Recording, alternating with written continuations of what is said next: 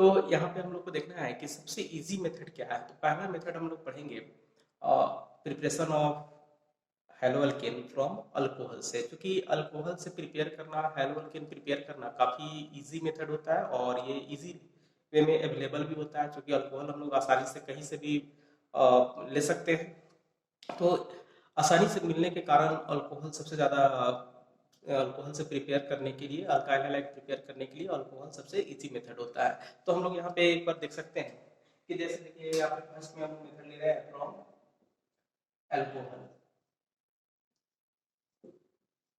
Alcohol में आप देखिए आर आर के साथ OH लगा हुआ होगा और इससे हम लोग को प्रिपेयर करना है हेलो अल्केन, यानी कि अल्काइल अल्केन के साथ हेलोजन एटम। तो सबसे पहले इसमें हम लोग क्या देखना है कि ये देखिए ये अल्कोहल है, इसको डिस्प्लेस करके और यहाँ पे हम लोग को हेलोजन लगा देना है। तो अल्कोहल से हम लोग को हेलो अल्केन प्रिपेयर करना है। इसके प्रिपरेशन करने के लिए हम लोग को OH ग्रुप को डिस्प्लेस करना होगा। तो OH ग्रुप को डिस्प्लेस करने के लिए हम लोग कौन कौन सा मेथड यूज कर सकते हैं, कौन कौन सा रिएजेंट यूज कर सकते हैं।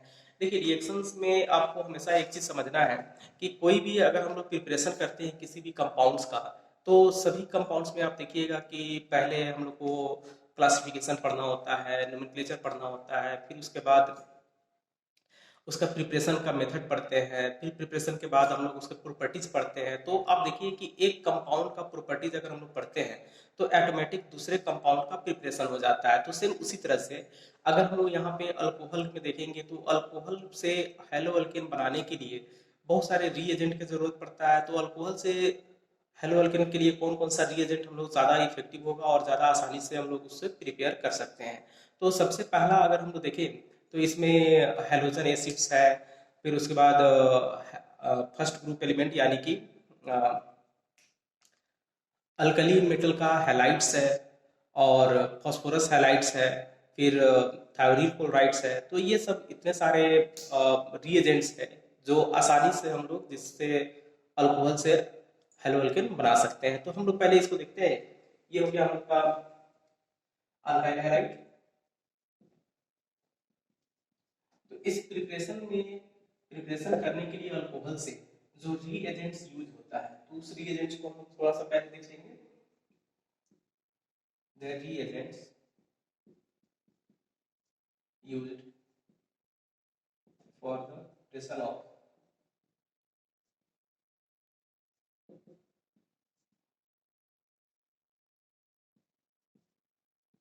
Hello alkane from alcohols is, first हम देखेंगे यहाँ पे हाइड्रोजन हैलाइड HX, जिसको हम लोग हाइड्रोजन एसिड्स भी बोलेंगे। दैट मीन्स कि इसी को हम लोग बोलेंगे हाइड्रोजन एसिड्स। ये जैसे HCl हो जाएगा, HBr हो जाएगा, HI हो जाएगा, इस तरह से। नेक्स्ट उसके बाद हम देखते हैं यहाँ पे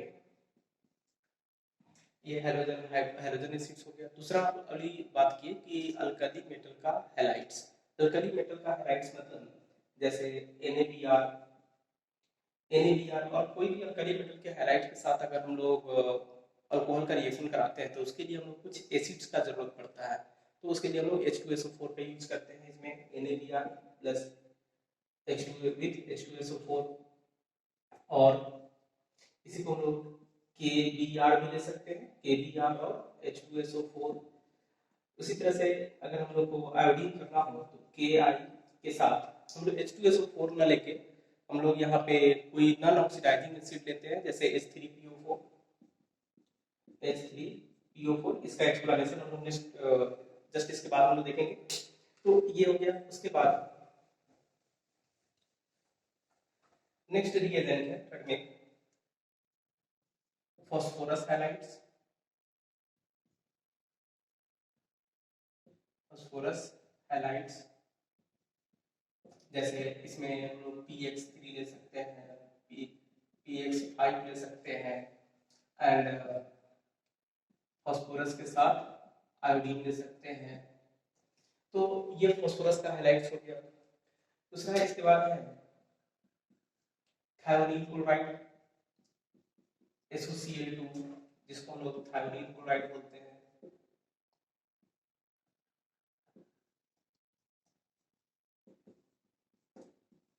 तो एनसीईआरटी के अकॉर्डिंग इतना है हम लोग के पास।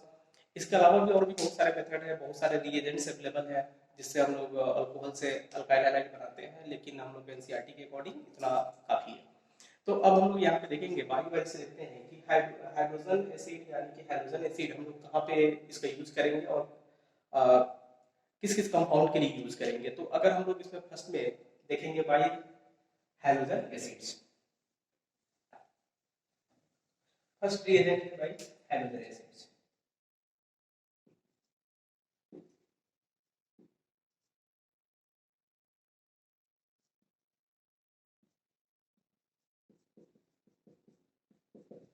बाई हाइड्रोजन एसिड्स, तो बाई हाइड्रोजन एसिड्स में अगर हम लोग इसका रिएक्टिविटी अगर देखते हैं कोई पार्टिकुलर अल्कोहल के लिए, तो पार्टिकुलर अल्कोहल के लिए जो हाइड्रोजन एसिड का रिएक्टिविटी है, रिएक्शन करने का जो रेट है, उस रेट के अनुसार द रिएक्टिविटी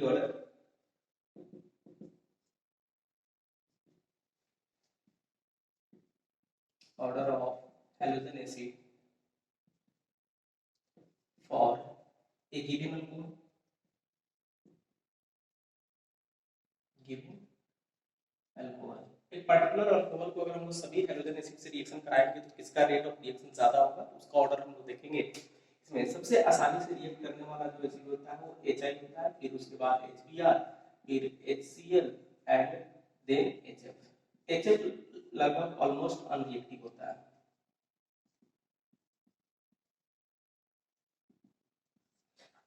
यानी बहुत काफी कम रिएक्टिव होता है, इसलिए हम लोग जब भी अल्कोहल से अल्काइल हैलाइड का प्रिपरेशन करेंगे तो वहाँ पे हाइड्रोजन फ्लोराइड से डायरेक्ट रिएक्शन नहीं कराएंगे, क्योंकि हाइड्रोजन फ्लोराइड से रिएक्शन कराने के लिए काफी अमाउंट में उसका बॉन्ड एंथैल्पी का जरूरत पड़ता है और ये रिएक्शन भी काफी एक्सप्लोसिव होता है। इसलिए हम लोग डायरेक्ट कभी भी हाइड्रोजन फ्लोराइड का यूज करके अल्कोहल में हाइड्रोजन फ्लोराइड का यूज करके हम लोग हैलो अल्केन यानी कि अल्काइल फ्लोराइड नहीं बना सकते हैं।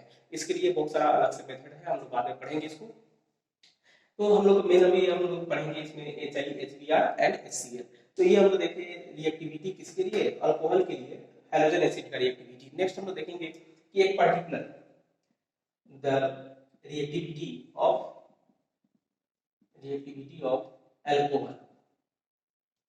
Alcohol for given hydrogen acid, for a given hydrogen acid. हम लोग एक सिंपल अगर मान लेते हैं कि HCl से रिएक्शन कराना चाहें हम लोग अल्कोहल में, तो अल्कोहल का बहुत सारा टाइप्स है, जैसे प्राइमरी, सेकेंडरी, टर्शियरी और भी बहुत सारा हम लोग क्लासिफिकेशन में पढ़ चुके हैं। तो इसमें सबसे आसानी से रिएक्शन करने वाला जो अल्कोहल होगा वो कौन सा होगा, उससे लेस कौन सा होगा, तो उसका रिएक्टिविटी का ऑर्डर अगर हम लोग देखें तो यहाँ पे आप देख सकते हैं कि इसका जो ऑर्डर होगा ये एक्चुअली हाइड्रोजन एसिड के साथ रिएक्शन करने में ये जो मैकेनिज्म है ये SN1 रिएक्शन से मैकेनिज्म करता है, और मैकेनिज्म के आधार पर अगर हम लोग देखें तो इसमें बेंजाइलिक अल्कोहल दैट मींस की जो ऑर्डर होगा वो होगा बेंजाइलिक। बेंजाइलिक अल्कोहल का रिएक्टिविटी सबसे ज्यादा होगा, फिर उसके बाद बेंजाइलिक के बाद एलाइलिक हो जाएगा, एलाइलिक अल्कोहल के बाद फिर 3 डिग्री अल्कोहल यानी कि टर्शियरी अल्कोहल, फिर 2 डिग्री एंड फिर 1 डिग्री अल्कोहल। तो इस तरह से ये अल्कोहल का एक पार्टिकुलर रिएक्शन होगा। अब हम लोग अल्कोहल में देखेंगे, जैसे एग्जांपल के लिए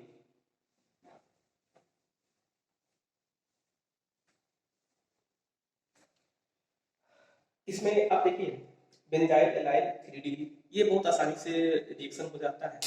लेकिन अगर हम लोग इसमें 3 डिग्री अल्कोहल अगर लेते हैं तो सिंपल 3 डिग्री अल्कोहल में अगर हम लोग हाइड्रोजन एसिड डाल दें HCl, HBr, तो ये नॉर्मल रूम टेम्परेचर पे सिंपल सेकिंग करने से भी ये रिएक्शन आसानी से हो जाता है। यानी कि हम लोग देखेंगे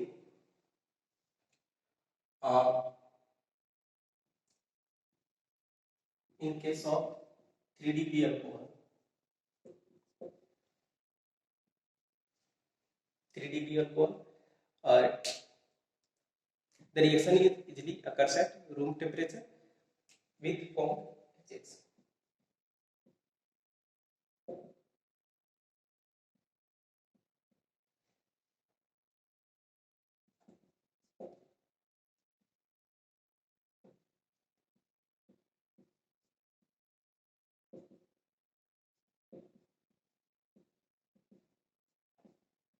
सिंपल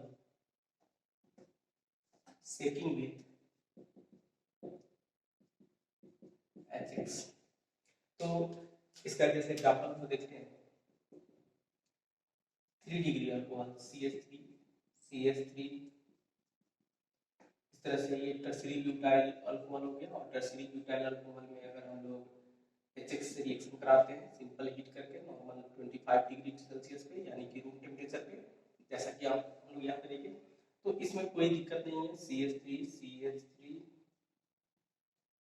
और यहाँ पे हेलोजन आ जाएगा। अगर हम लोग हेलोजन Cl ले लें तो Cl आएगा, Br लेंगे तो Br आएगा।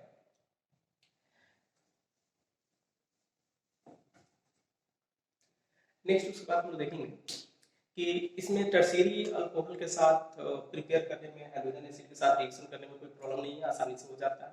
लेकिन अगर 1 डिग्री यानी कि प्राइमरी अल्कोहल हो और सेकेंडरी अल्कोहल हो, तो प्राइमरी और सेकेंडरी अल्कोहल से OH ग्रुप को डिस्प्लेस करना आसान नहीं होता है। उसके लिए कुछ हम लोग को रीएजेंट्स की जरूरत पड़ते हैं।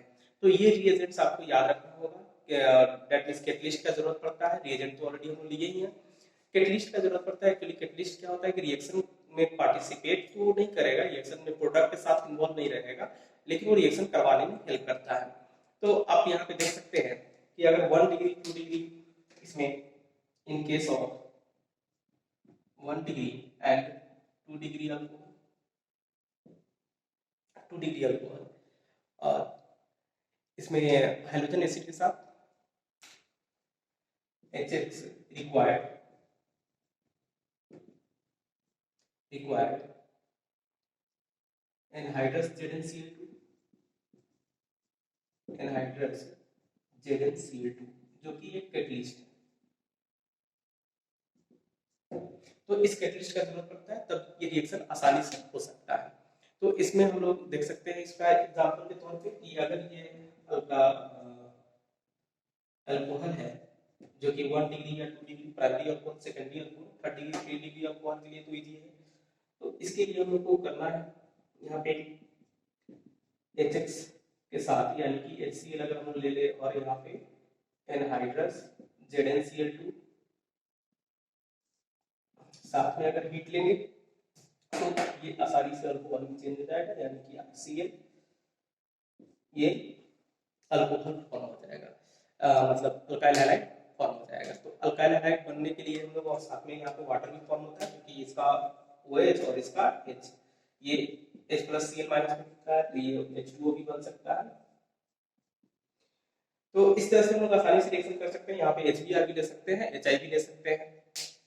तो नेक्स्ट उसके बाद हम लोग देखते हैं कि कोई भी चीज अगर HBr ले ले, HI ले ले, और ये सब हम लोग को हेलोजन एसिड कंसंट्रेटेड फॉर्म में लेना पड़ता है, तो इसे आसानी से हम लोग अल्काइल हैलाइड फॉर्म कर सकते हैं। जैसे इसका कुछ एग्जांपल भी देख सकते हैं। ये एग्जांपल है आपका इस तरह से CH3 CH2 OH और इसमें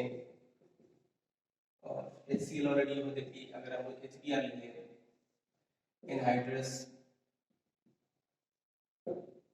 ZnCl2 एंड हीट, ये हीट का साइन होगा तो ये हो जाएगा CH3 CH2 Br + H2। उसी तरह से HI भी हम लोग ले सकते हैं। तो ये हाइड्रोजन एसिड के साथ रिएक्शन है। नेक्स्ट रिएक्शन में हम लोग देखते हैं कि जैसे अगर हम लोग Br के साथ एनहाइड्रस अगर ZnCl2 नहीं भी ले, लेकिन Br के साथ आसानी से रिएक्शन कराना हो, तो रिएक्शन कराने के लिए हम लोग 48% HBr का सॉल्यूशन अगर हम लोग लेते हैं तो उससे भी आसानी से हो सकता है। दैट मींस कि इसी को हम लोग ऐसा भी लिख सकते हैं CH3 CH2 ऐसे, ये 2 डिग्री अल्कोहल हो गया और 2 डिग्री में प्लस HBr 48% कंसंट्रेशन के साथ, तो भी ये रिएक्शन आसानी से हो जाता है CH3 CHBr और फिर CH।